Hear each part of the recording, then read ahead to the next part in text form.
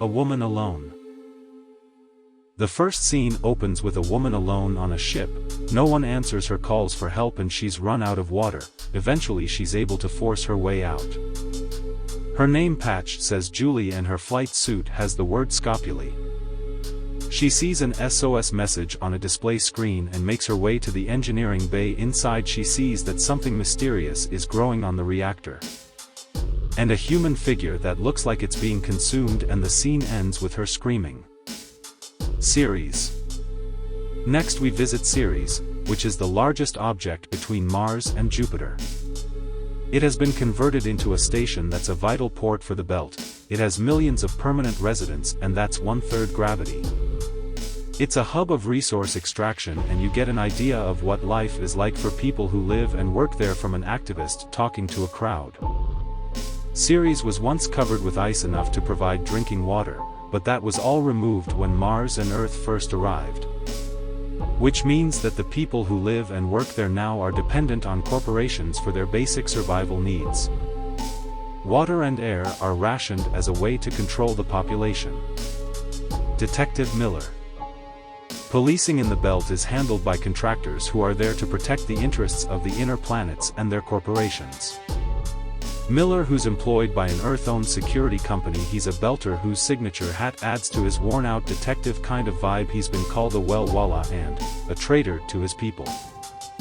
He's a heavy drinker, but he seems dedicated to his job, and he's cynical, and makes a little money taking a side cut for himself. His partner is an Earther.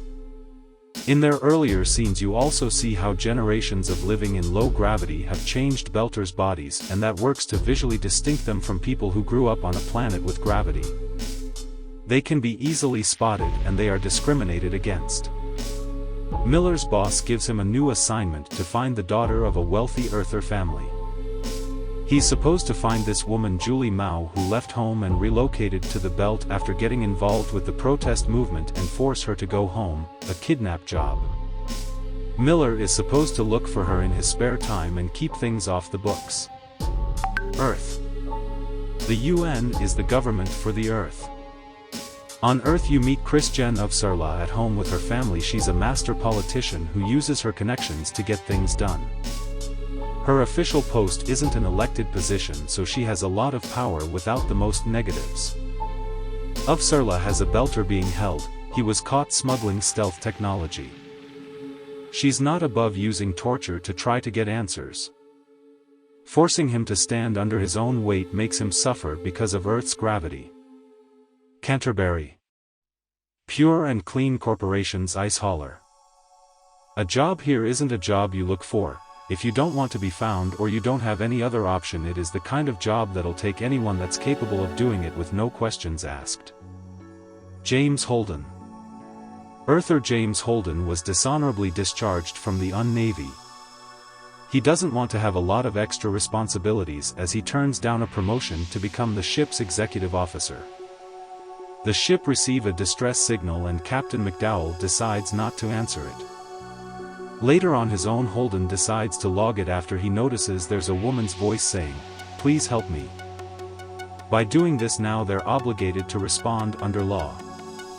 And they find a ship called the Scopuli, which was the same name we saw on the flight suit in the opening sequence.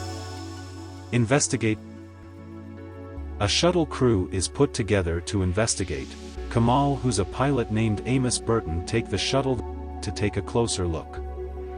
They don't really find much, and they don't find any survivors, and they have to leave in a hurry when the captain informs them a ship has popped up in their vicinity.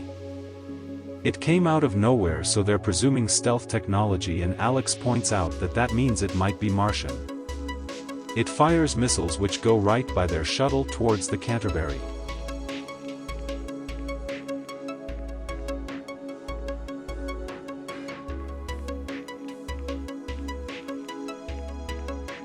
The crew. Holden is reluctantly in charge here, but he is too quick to act. He feels that he is responsible for what happens, so he wanted to follow the stealth ship. Alex wasn't a top pilot when he was in the Navy, but under pressure he can be really good. Amos, the mechanic, is extremely loyal to Naomi, but he doesn't mind using violence when necessary. Naomi the chief engineer, she is highly educated and resourceful and this job is way beneath her. Shed the med tech officer, he doesn't matter as he will die soon. At this point Holden is talking to his lover and just as she tells him there's something he should know, as soon as he says that, the Canterbury is destroyed and everyone on board is killed. And that will leave the crew alone without a way to survive. These characters find themselves in a desperate situation where they're familiar, they work together but they don't know each other well beyond Amos and Naomi. Mars warship Dawes. They believe that the beacon was Martian-made because of its stealth tech and when the Mars warship answers their call for help they think they're there to finish the job. Their survival depends on them being rescued by anyone. Holden decides to rush out a statement which he will broadcast it to everyone. Saying the Martian is responsible for destroying their ship, in a way to put pressure on them so they won't kill them. Investigate. Miller heads to investigate her apartment. At first he doesn't find out much, was arguing with her father as he was threatening to sell her stuff. Later at the docks he finds her connection to the Scopuli. And at the same time he notices that local gangsters have been abandoning their territory on Ceres. Holden's message has gotten out and has created real tension between the Belt and Mars that leads to riots as the oppressed Belters take out their frustrations against Inners on the station, including Havelock, who gets attacked by locals. At this point Miller boss tell him to back off. But he meets Dawes, who's a leader of the Outer Planets Alliance, the OPA, who claims he has no connection with Julie or the Scopuli. Mars warship Dawes. On the Dawes the survivors from the Cant are being interrogated by Lieutenant Lopez. Since they don't really know each other he tries to turn them against each other to get information. Plants the seeds that Naomi is an OPA sleeper agent. This starts to feel more likely when another stealth ship appears and starts to pursue the Martians. The ship's captain thinks it's there to rescue Naomi. On Earth we meet the UN General Sadavir Ehrenreich, who was pissed when he found out that Christian was torturing the Belter, who she does interview again in a humane environment, but she still doesn't get any answers. And as he's being transferred to the moon he allows himself to be killed by not taking the high G injections. Uvsarla then manipulates the UN ambassador to Mars, who is her old family friend. She gives him bogus intel, then watches how the Martians react to it. She's able to deduce that they weren't involved in destroying the Cant when they scramble to see if any of their stealth tech is missing.